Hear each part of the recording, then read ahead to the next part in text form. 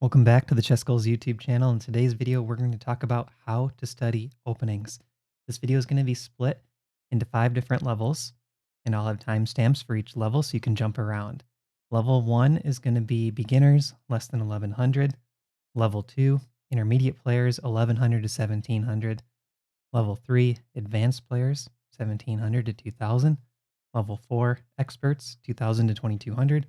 And then we'll talk briefly about masters, 2200 plus. So feel free to jump to whichever level you want with the chapters below. All right, we'll start with beginners. For beginners, less than 1100, and don't feel bad if your rating's 1000 and you're thinking, Matt, I'm not a beginner. I'm just trying to assign different levels, so don't get caught up on the beginner tag. Mainly getting the basics down is important for players under 1100, right? Learning how to develop your pieces, don't waste pawn moves, put the minor pieces on good squares, so the bishops and knights, put them on active squares, try to control the center, look for things like pinning a knight by the opponent's king, right? You want to get those basics down at the under 1100 level. A book that I recommend in the study plans is Logical Chess Move by Move. Those are complete game summaries, but what they do is they tell you every single move, a brief explanation of why that move is played. And if you've already read that book or you feel it's too basic, another good book is Winning Chess Openings. That one goes a little bit deeper, but it kind of talks through the basics as well. At the less than 100, 1100 level, you could consider an opening course, but my feeling is it's a little bit too early unless you're kind of an ambitious player who's maybe like 1000 to 1100 range and you really want to go a little bit deeper on your openings. But I think for less than 1100, it's a lot more important to get the basics down and to play more games. You don't want to spend a ton of time on dedicated opening study. Moving into the intermediate range, 1100 to 1700. This is where a lot of Chess Goals members are. This is where a lot of our YouTube viewers sit. At this point, I think it's time to start a repertoire. You want to have certain move orders that you consistently play. And the openings that you choose, I actually don't think are too important. But we'll talk a little bit more about that in the advanced section. But I think just find some openings that you like, whether it's through YouTube videos or a chess.com video, and stick with it for a while and play a bunch of games and develop your own repertoire. You can purchase something like a Chess Goals course, which I think are really good in terms of the type of repertoire, the consistency. It takes a lot of the legwork out of this for you by just having the whole repertoire laid out. We have links in the description below to all of our opening courses.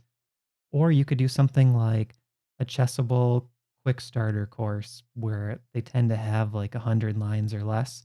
But I think at the intermediate level, you want 200 lines or less per color, right? So if you're finding yourself buying a massive opening book or a Chessable course that has 500 or 1,000 lines, that's way too much work. Unless you're able to figure out how to quickly pare that down into only the lines that you want to focus on, you don't want to be spending that much time on openings. There's much more efficient things you could be doing, primarily playing games, analyzing them, and creating takeaways and learning from those games. You could also build your repertoire based on some YouTube videos. There's some great content out there. But again, don't spend too much time on openings at the 1100 to 1700 level. Moving into the advanced section, so 1700, kind of getting up to that 2000 range, this is where you really want a solid repertoire. I would say at this point you want to purchase ChessBase or use a similar database program. Pretty much all professional chess players use ChessBase, and that's what I like. But what you're going to want to do is store your files in notes, and then within that database, create games for the different lines and start to do some exploratory work.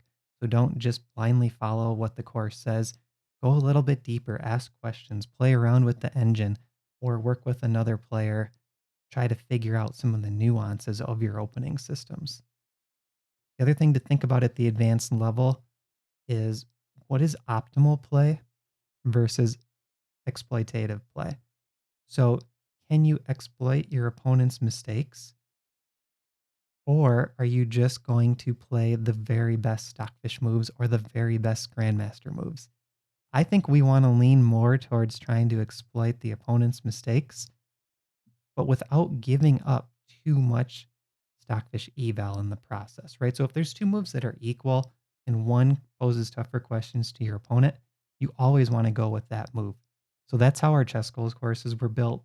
They were built in a way that there's a lot of paths for your opponent to go wrong, but we also don't give up much in terms of stockfish eval, right? So we're looking for kind of like offbeat lines where the opponents make mistakes, but we're not looking for like a line that's so offbeat because it's a terrible opening, like the England Gambit, for example. We're not recommending you play the England Gambit because if your opponent knows what they're doing, you're just busted after like 10 moves. So that's something to think about at the advanced level, optimal play versus trying to exploit your opponent's mistakes. Moving on to expert level, 2000 to 2200. This is where I think you're going to want to build a second repertoire for each color. So let's say you play one E4 for white, maybe you want a one D4 repertoire as well. Or for black, maybe you want a Caro Kann as your solid repertoire and a Sicilian as your active repertoire. Those are things to think about at the uh, expert level. So this is something where, like for myself, I had the Caro Kann and the Slav as my main black weapons. When I made a push towards master, I added the Sicilian and the Benko. So now I have two active systems, one against E4, one against D4, and I have two solid systems against E4 and D4, right? So depending on who I'm playing or the situation in a tournament, I had that extra flexibility to pick what style of game I wanted to play. So I think that's something that you should definitely consider doing if you're over 2000 and having trouble making progress. Working on your openings could definitely get you over that hump to the 2200 level. Also, you're going to want to have tricks and traps ready in a bunch of different lines. So as an expert, when you're trying to outplay other experts or trying to outplay, let's say, class A players, get a lot of those tricks in your mind because opponents will definitely fall for them. Right? So don't just have tricks where it's like I'm playing hope chess. I just hope they make a mistake. Look for tricks and lines where you're still playing good moves or best moves, but knowing what the pitfalls are for your opponent. So when you see them, you can more likely pounce on them and get the quick advantage. You're also going to want to practice preparing for your common opponents at the expert level. So if you have a local club you're going to, or if you're playing in, let's say, a league match, you can look up your opponent's games. This is at the level where I think you want to start to go deeper and look at what they play and maybe try to find holes in their game and slightly adjust your repertoire towards their holes. Like, don't blindly follow your repertoire. Start to expand on it and see if you can take advantage of what they do. This is also the point where I would say you can start to go deeper on your opening lines, maybe up to 500 lines per color, because you're going to have two systems for each color against everything. So that's going to double your lines right there. Plus, maybe go even deeper on lines that you tend to see more often, or some additional lines that are tricky that you can kind of sidestep things if your opponent knows what they're doing. All that stuff is good to do at the expert level. Now, moving on to the master level, 2200 plus rating. This is where you want to be really thorough in your lines. I would say at this point, you could consider like one of the quality chess publishing opening books. I mean, those things are massive, um, but they're really thorough. You could also consider a Chessable lifetime repertoire. Some of those courses are like 1,000 lines. So those are going to be really good too. And don't just blindly follow those lines. Learn all the lines and then put them into your databases, whether it's ChessBase or something similar, and constantly review those lines and really ask questions, right? So to read a book or to watch a video on your opening course, that's very passive learning. You want to not only be active learning, which would be like repeating the moves, for example, Chessable, but you want to be doing exploration as well. So I kind of think of it as three levels: passive learning, active learning, and exploring. Master level is all about exploring. You want to be constantly looking at files, database files. Think of yourself as like an opening scientist, trying to find new lines, new ideas, Really make it work for yourself as a player. Don't completely trust what someone else puts together, especially if your opponents are prepping for you, because then you're just going to be a sitting target. If you play the exact same things all the time, they're going to be able to prep for you. You're also going to want to be able to crush lower players out of the opening. So if you play the same players all the time, really look at what they play and think, can I exactly plan what I'm going to do against a specific player? Because this information is still going to be useful if you face other players that play similar lines. You really want to be able to just get big advantages out of the opening and quickly convert. If you're playing in a big tournament, this conserves a lot of energy, being able to get quick wins. And in a lot of open events, at least in the US, if you're over 2,200, you might have, let's say, a 5 round event. In round one, you face someone that's rated 1,800. You want to be able to win that game quickly if possible. And then round two, you might get a 2,000. Well, maybe you can catch them in one of your opening lines that you prepared. Well, then round three, maybe you get someone higher rated than you, right? So you're going to have multiple games where you get lower rated players and you want to be able to outplay them. For example, like when I play in the Minnesota Open, my round three, if I win the first 2 rounds, tended to be like a 24, 2,500, and they would usually crush me.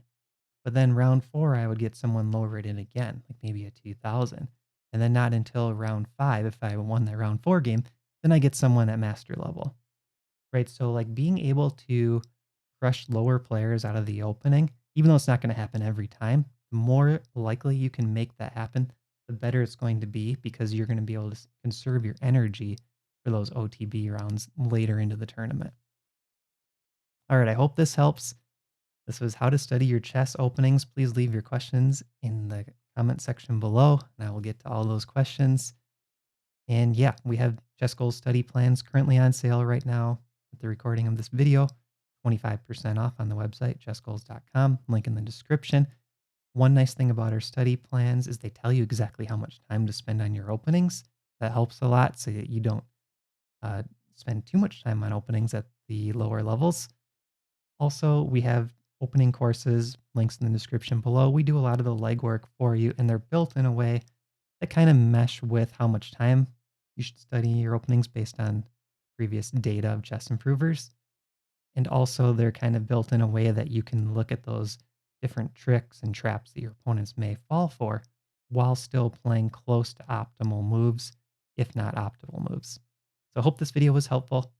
I'll be looking forward to reading your comments. Please make sure to like and subscribe, and I'll see you in the next video.